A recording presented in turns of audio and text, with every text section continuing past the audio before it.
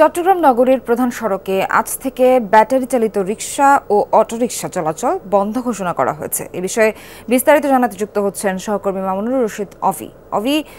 এই যে ঘোষণা, এটা বাস্তবায়ন কতটা হচ্ছে, আর এই বিষয়ে নগরবাসীর প্রতিক্রিয়া কি, স্থানীয়রা কি বলছেন? কালার এক্সপার্ট, জর্জ স্যাপ এবং মাইল্ড অন হ্যান্ডস টেকনোলজি সমৃদ্ধ অরিক্স ক্রিস্টাল ওয়াশ আপনার লন্ড্রি এক্সপার্ট। সোহার, মূলত আজকে সকাল থেকে কিন্তু চট্টগ্রাম মহানগরীর যে সমস্ত প্রধান সড়কগুলো রয়েছে সেই সড়কগুলোতে অটোরিকশা চলাচল বন্ধ ঘোষণা করেছে চট্টগ্রাম মেট্রোপলিটন পুলিশের ট্রাফিক বিভাগ। এর আগেও কিন্তু তারা এই উদ্যোগটি বেশ কয়েকবার হাতে নিয়েছেন, কিন্তু সেটি আসলে বাস্তবায়ন করা তাদের পক্ষে সম্ভব হয়নি এবং তারা বলছিলেন যে বিভিন্ন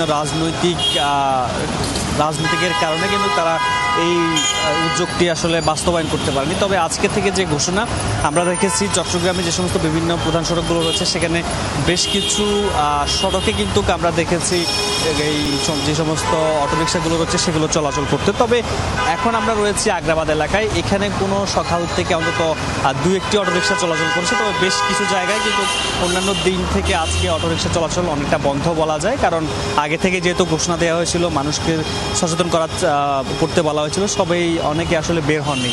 তবে মানুষজন এটাকে ইতিবাচক হিসাবে নিয়েছেন। তারা বলছিলেন যে এই প্রধান সড়কগুলোতে আসলে সবসময় যানজট লেগে থাকে বিভিন্নভাবে, তারা আসলে এই গাড়িগুলো বিভিন্ন লেন মেনটেন না করে আসলে অরাজকতাভাবে আসলে গাড়িগুলো চালানোর কারণে কিন্তু একটু সড়কের মধ্যে বিশৃঙ্খলা সৃষ্টি হয়। ফলে আসলে যে সমস্ত ট্রাফিক পুলিশ সদস্য রয়েছেন তাদের ক্ষেত্রে অনেকটা এগুলো ঠিক করতে কিন্তু বেগ পোয়াতে হয়েছে আমরা দেখেছি। তবে এখন পর্যন্ত আমরা দেখেছি বিভিন্ন সড়কে এবং যারা আসলে পুলিশ সদস্য রয়েছেন তারা বলছিলেন যে আজকে থেকে যে সমস্ত অটোরিকশাগুলো চলাচল করবে তাদেরকে আসলে আইনের আওতায় নিয়ে আসা হবে। তবে পুরোপুরিভাবে এখন পর্যন্ত প্রধান সড়কগুলোতে অটোরিকশা চলাচল বন্ধ হয়নি এবং বেশ কিছু সড়কে কিন্তু আমরা দেখেছি যে অটোরিকশাগুলো চলাচল করতে।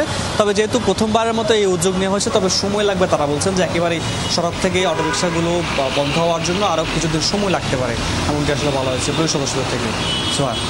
ধন্যবাদ আপনাকে।